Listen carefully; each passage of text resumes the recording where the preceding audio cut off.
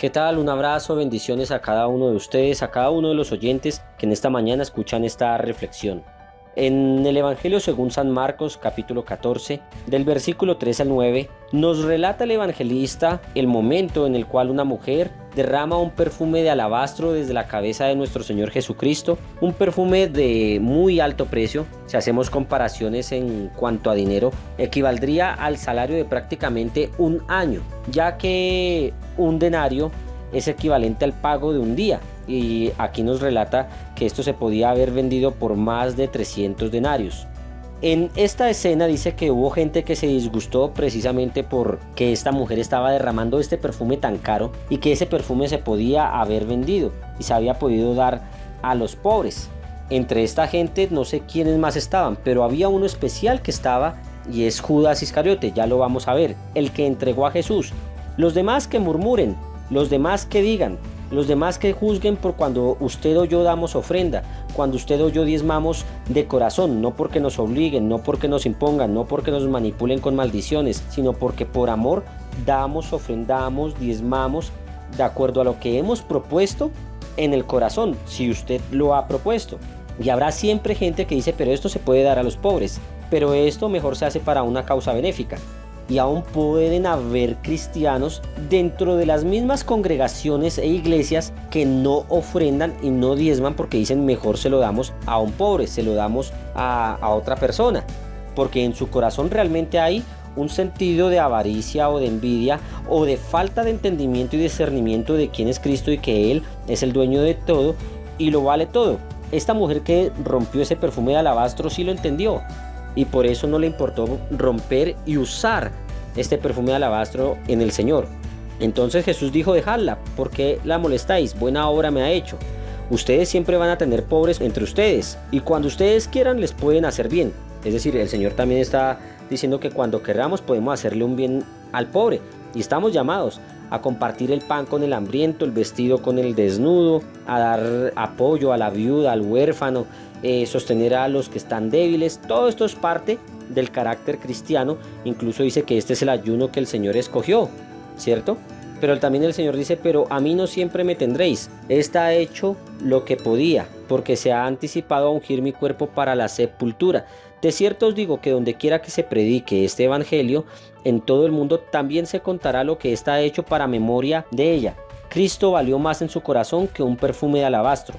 Sin embargo, para Judas, que fue el que terminó enojándose, aquí mismo en Marcos dice en el versículo 10 y 11, ahí fue cuando Judas fue y ofreció entregar a Cristo, ofreció entregar al Salvador, a Jesús, a los sacerdotes del templo, y ellos propusieron pagarle, y eso alegró a Judas, y después Judas buscaba la ocasión para pagarle. Recordemos que el trato fue las 30 monedas de plata, una gran cantidad de dinero también, y Judas vendió al Señor porque en su corazón estaba dado a la avaricia, estaba dado al robo.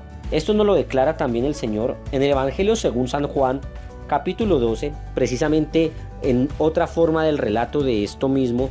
Dice el versículo 4, y dijo uno de sus discípulos, Judas Iscariote, hijo de Simón, el que le había de entregar, ¿por qué no fue este perfume vendido por 300 denarios y dado a los pobres? Pero esto dijo no porque se cuidara de los pobres, sino porque era ladrón, y teniendo la bolsa sustraía de lo que se echaba en ella. El carácter de Judas estaba también envenenado con la avaricia que lo llevaba a robar, la avaricia que lo llevaba a tomar de lo que era puesto para Cristo, puesto para la obra del Evangelio, puesto para la obra misionera y ministerial del Señor aquí en la tierra. Y Judas tenía la bolsa y él sustraía de la bolsa de lo que allí se depositaba. Usted y yo no podemos estar tomando de la bolsa de lo que le pertenece a Dios. Y cuando digo lo que le pertenece a Dios, no estoy hablando de la maldición en Malaquías, estoy hablando de que el Señor es todo y que el corazón del cristiano debe estar alineado, unánime con el deseo de Cristo, de que la palabra sea predicada, de que el mensaje del Evangelio se extienda, de que el Señor Jesucristo sea honrado cuando su palabra es expuesta, cuando se hace evangelismo. Todo esto hace parte de lo que es honrar a Jesús.